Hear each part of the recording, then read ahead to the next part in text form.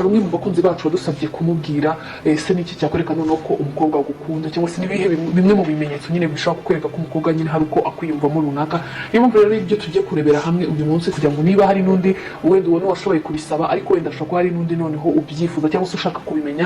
ugasanga wenda ntabyo azi, niyo mpamvu ngiye kukugezaho bimwe mu bimenyetso bizagufasha kuba wamenya se uyu mukobwa ashobora kuba hari uburyo yiyumvamo, hari uburyo nyine yiyumva. Nibyo ngiye kukugezaho. Ikintu cya mbere reka twihute cyane turase ku ntego. Ikintu cya mbere kigaragaza ko umukobwa hari uburyo ashobora kuba kwiyumvamo, yumva ko mwahorana nyine kumva ko igihe cyose mwaba muri kumwe, cyane cyane ugasanga muri nyine iyo muri kumwe ugasanga nibyo bimushimisha, bigatuma rero yumva ko mwahorana. Icyo gihe uyu mukobwa nyine yumva ko mwahorana ibihe byose, icyo gihe jya umenya ko hari uburyo nyine ubundi iyo umuntu wenda atagushaka cyangwa se yagerageza uburyo kwirinda, ariko uzasanga nyine yumva ko mwahorana igihe cyose akumva ko mwaba muri kumwe. Icyo gihe rero ni kimwe mu bimenyetso twifashishije urubuga rugaragaza nyine bimwe mu bintu biranga umukobwa nyine wakunze umusore. Icyo rero ni kimwe mu bimenyetso uru rubuga rugaragaza ko umukobwa wumva ubona nyine yumva ko mwahorana wumva ujya umenya ko hari uburyo nyine hari uburyo yiyumva. Ikindi cya kabiri, umukobwa uzasanga aba ashaka ko umenyana n'inshuti ze, agashaka nyine ko hari uburyo wahura n'inshuti ziwe nyine inshuti ze zikakumenya, ariko wa muntu wishe inshuti ze ugasanga nyine ntabwo ari na proud, ariko wa muntu uba ushaka kukwereka inshuti ze, wa mukobwa uzabona ashaka kumenyana n'inshuti ziwe ibiki nyine abantu bose ahita gupresent ibiki, umukobwa ajya umenya ko hari uburyo ari kwiyumva, kuko buryo umuntu atari proud yawe cyangwa se yumva ko ntabwo ushobora gutuma uhura n'inshuti ze, cyangwa niyo mugiye guhura n'inshuti ze usanga bigendera kuko ugasanga nta nshuti ye n'imwe uzi, ariko umukobwa uzasanga inshuti ze zose zitangiye kukumenya, arazikwereka inshuti ze, rimwe na rimwe ugacisha mukabona akweretse nk'umuntu wo muri famiye ye, jya umenya ko umukobwa hari uburyo akwiyumvamo, cyangwa se hari uburyo budasanzwe nyine atari ubucuti busanzwe, hari uburyo akwiyumvamo.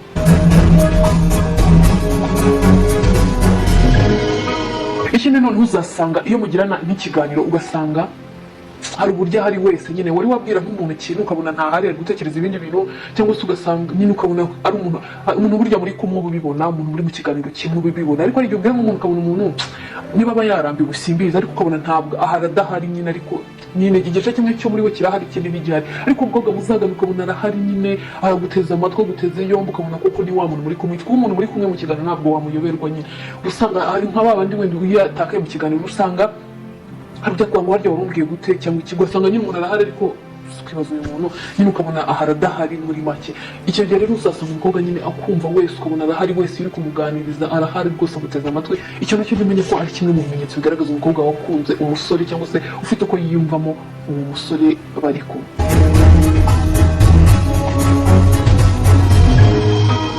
Ikindi noneho gitandukanye gitangaje, usanga hari uburyo agufuhiramo, ugasanga wisonzeye ku bakobwa, hari abakobwa bisabye runaka ariko ntabwo byamushimishije, nyine ukabona ko ntabwo hari uburyo atari kubyumva neza, cyangwa se hari uburyo bigaragara kuri we ko niba yarasanzwe wenda nyine uzi ukuntu yishimamo, ugasanga nyine bya byishimo ukabona ntabwo asa n'umuntu nyine utishimye neza. Icyo gihe jya umenya ko nyine harimo ikibazo, umenye ko nyine atangiye kwiyumvamo nyine uburyo bwo kugufuhira, kumva nyine hari akantu ko gufuha kuri we, ko yakuvugishije abakobwa kubera ko nyine hari abakobwa wisanzuye wenda barimo baragukora ariko ukabona ntabwo bimunejeje, ukabona wapi rwose. Icyo gihe jya umenya ko nyine hari uburyo kwiyumvamo, ntabwo ashaka kugusangira n'undi uwo ari we wese.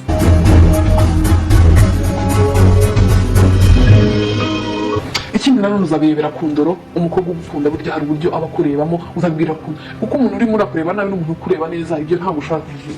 ntabwo wananirwa kubitandukanya.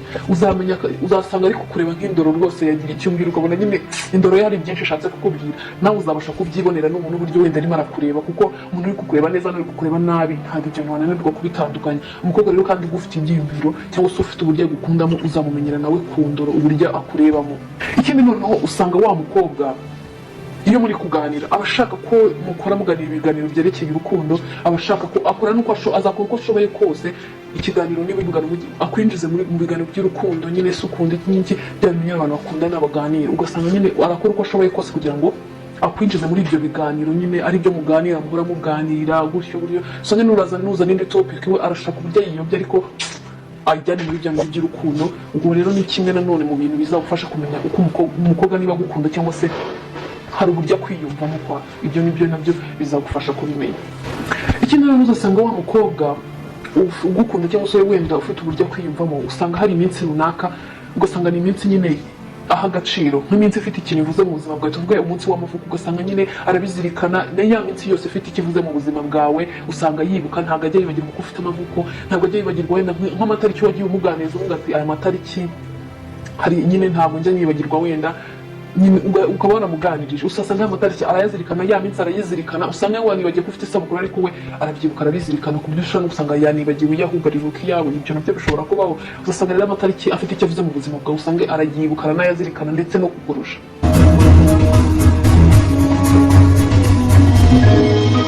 Ikindi noneho uzasanga ari wa mufana wawe ukomeye, ugasanga ibintu byose ukora arabyishimira. Hari abantu batajya bishimira nyine ukabona nta n'ikintu bimubwiye, yawe ukamubwira ati yanagiye nyine uyu munsi byagenze guhera kwene byiza, ariko uzasanga ari wa muntu nyine ubyishimira, congratulation iki nyine ukabona byamugoze ku mutima kubera ko hari igikorwa cy'indashyikirwa runaka wagezeho nyine ukumva biramunejeje cyane, ariko ari wa wundi ushobora no kubibwira ko